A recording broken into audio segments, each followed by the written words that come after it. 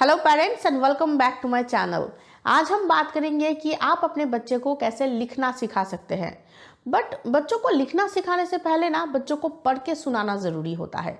इससे उनकी vocabulary strong होता है और बाद में बच्चे लिखने के लिए भी इनकरेज होते हैं। तो इसीलिए पहले उनको बचपन से ही पढ़ के सुनाना शुरू कर दीजिए। खास करके रात को सोने से पहले आप बच्चों को पढ़ के सुना सकते हैं। बच्चों के लिए जो स्टोरी बुक्स मिलता है वो आप रोज़ रात को बच्चे को सुलाने से पहले पढ़ के सुनाइए। ये एक बहुत ही अच्छी एक्टिविटी है। इससे बच्चे बहुत कुछ सीखते हैं, जानते हैं और उनकी वोकेबुलरी भी स्ट्रांग होती है और यही चीज़ बाद में ना बच्चों को लिखने के लिए भी इनकरेज करता है। यूजुअली 3 साल से ही आप अपने बच्चे को लिखना सिखाना शुरू कर सकते हैं और बच्चे इजीली सीख भी जाते हैं। बच्चे को लिखना सिखाते समय कुछ चीज़ों का ध्यान आपको रखना होता है, कुछ टिप्स आपको फॉलो करना होता है और वो क्या है वही आज इस वीडियो में मैं डिटेल में आप लोगों को बताने वाली हूँ। तो वीडियो बहुत खास है, बिना स्किप किए वीडियो को पूरा देखिएगा। पसंद आने पर लाइक कर दीजिएगा और मेरे चैनल को सब्सक्राइब करना बिल्कुल भी मत भूलिएगा। तो चलिए आज का वीडियो शुरू करते हैं। कोई भी चीज़ अगर आप बच्चे को सिखाना चाहते हो तो उसके लिए बच्चे का स्ट्रांग होना ज़रूरी है, मतलब बच्चे का बॉडी स्ट्रांग होना ज़रूरी है और सही एज होना भी ज़रूरी है। सही एज में जब बच्चे का बॉडी स्ट्रांग होगा तभी आप कोई चीज़ बच्चे को सिखा सकते हैं। लिखने के लिए भी सेम, बच्चे की मसल स्ट्रांग होना ज़रूरी है, डेक्स्टरिटी बिल्डअप होना ज़रूरी है। तो 3 साल के बाद आप अपने बच्चे को चॉक, पेंसिल या कलर या क्रेयॉन आप बच्चे को दे सकते हैं, जिससे कि बच्चा रैंडमली स्क्रैम्बल कर सकता है पेपर के ऊपर, जिससे कि बच्चा बाद में लिखना भी सीखेगा। इससे क्या होता है, बच्चा जब रैंडमली स्क्रैम्बल करता है पेंसिल से, चॉक से या कलर से, इससे उनकी मसल्स भी स्ट्रांग होता है, उनकी डेक्स्टरिटी भी बिल्डअप होता है, उनके हाथों की ग्रिप अच्छी होती है, जिससे कि बच्चा पेंसिल या कलर पकड़ के लिख सकता है और बच्चा बाद में इजीली लिखना सीख भी जाएगा। बच्चे को पहले कोई भी चीज़ पकड़ना सिखाना ज़रूरी है ताकि बच्चा पेंसिल या चॉक या कलर कोई भी चीज़ पकड़ के लिख सके। उसके लिए उसका हाथ का ग्रिप होना ज़रूरी है, उसकी मसल स्ट्रांग होना ज़रूरी है। तो ये चीज़ आप 3 साल के बाद से ही कर सकते हैं। 3 साल के बाद आप अपने बच्चे के हाथ में कोई भी चीज़, कलर हो या पेंसिल हो या चॉक हो या क्रेयॉन हो, आप बच्चे के हाथ में पकड़ा दीजिए और पेपर दे दीजिए ताकि बच्चा रैंडमली स्क्रैम्बल कर पाए। अगर बच्चा ऐसा करेगा तो बच्चा बाद में लिखने के लिए भी इनकरेज होगा और वो जल्दी जल्दी लिखना सीख भी जाएगा। अच्छा, बच्चों को लेटर्स लिखना सिखाने से पहले ज़रूरी है बच्चों को लाइंस ड्रॉ करना सिखाना। लाइंस अगर बच्चा ड्रॉ करना सीख जाएगा तो ये लाइंस के द्वारा बच्चा बाद में लिखना भी जल्दी सीख जाएगा, लेटर्स लिखना भी जल्दी सीख जाएगा। अच्छा, अगर बच्चा सही से लाइंस ड्रॉ कर सकता है तो, मतलब straight line, curve line, slanting line, sleeping line, ये लाइंस अगर बच्चा ड्रॉ करना सीख जाएगा तो बाद में इसी लाइंस की मदद से बच्चा लेटर्स लिखना भी सीख जाएगा। तो लेटर्स लिखना सिखाने से पहले आपको बच्चे को लाइंस ड्रॉ करना सिखाना चाहिए ताकि बच्चा जो है वो लिखने की तरफ इनकरेज हो और बाद में ना यही लाइंस आप जुड़ जुड़ के बच्चे को लेटर्स लिखना भी सिखा सकते हैं। एक और चीज़ आप कर सकते हैं कि एक ट्रे में आप चावल या नमक या सिंपल आप रेत ले सकते हैं और उसके बाद उस चावल या दाल या रेत के ऊपर आप फिंगर की मदद से लेटर्स लिखना सिखा सकते हैं अपने बच्चे को। ये एक्टिविटी बच्चों को बहुत पसंद आता है। ये एक्टिविटी एक बहुत ही अच्छी सेंसरी मोटर स्किल एक्टिविटी है बच्चों के लिए। बच्चे बहुत मज़ा करते हैं इस एक्टिविटी करते समय और बच्चे सीखते भी है, इजीली बच्चा लिखना भी सीख जाते हैं। इससे क्या होता है कि बच्चा फिंगर मूव करना सीखता है। आप रेत के ऊपर या चावल के ऊपर या दाल के ऊपर बच्चे को लिखना सिखा रहे हैं, इससे वो फिंगर मूव करना सीख रहा है और कौन सा लेटर कैसे लिखा जाता है ये वो सीख जाता है और जिससे कि बच्चा इजीली लिखना भी सीख जाता है।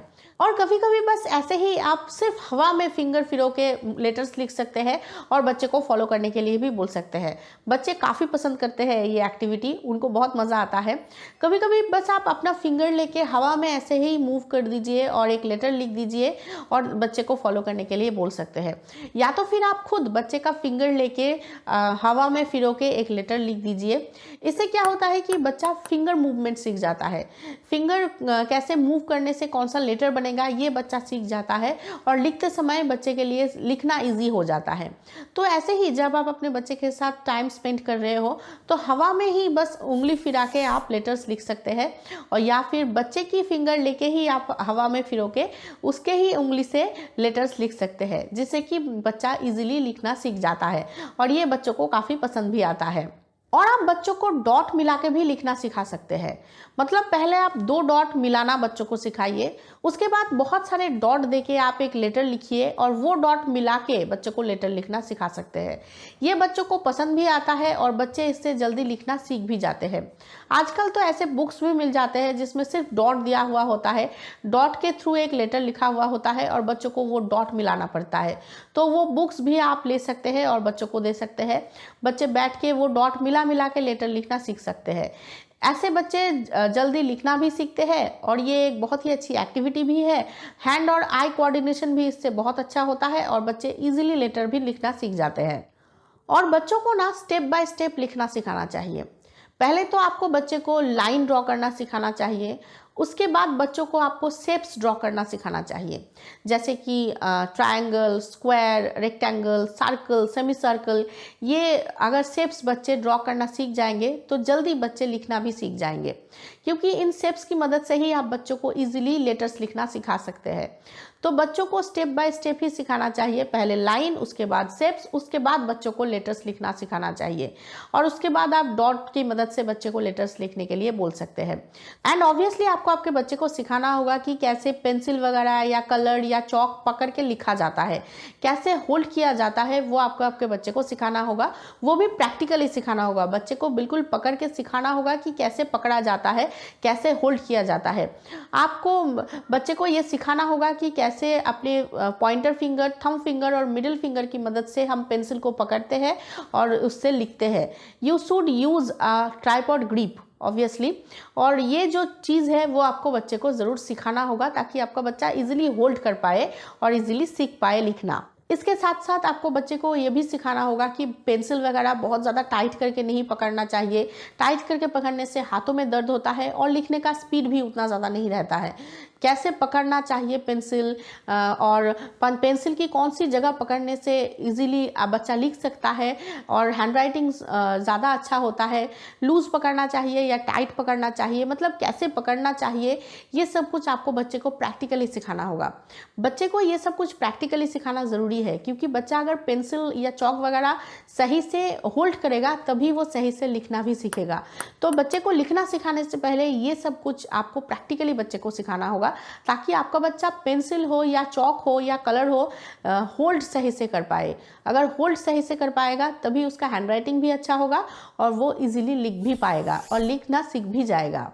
और ना बाहर की चीज़ों के साथ लेटर्स को कंपेयर कर सकते हैं और बच्चों को बता सकते हैं, जिससे कि बच्चे लिखना भी जल्दी सीखते हैं और लेटर्स भी जल्दी सीखते हैं। लेटर्स पहचानते भी है, बिल्कुल भूलते भी नहीं है। जैसे कि हाफ मून लुक्स लाइक सी, ये आप बच्चों को बता सकते हैं, बच्चे कभी नहीं भूलेंगे।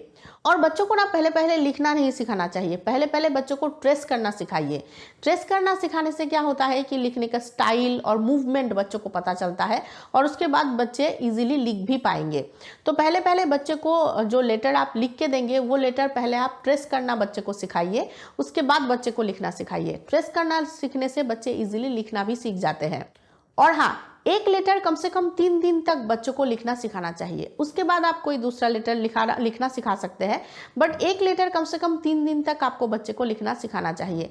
एक ही दिन में 5-6 लेटर आपको बच्चे को बिल्कुल भी लिखना नहीं सिखाना चाहिए, इससे बच्चे कंफ्यूज हो जाते हैं। तो एक लेटर कम से कम 3 दिन तक आपको बच्चे को लिखना सिखाना चाहिए, उसके बाद 3 दिन बाद आप दूसरा कोई लेटर बच्चे को लिखना सिखा सकते हैं।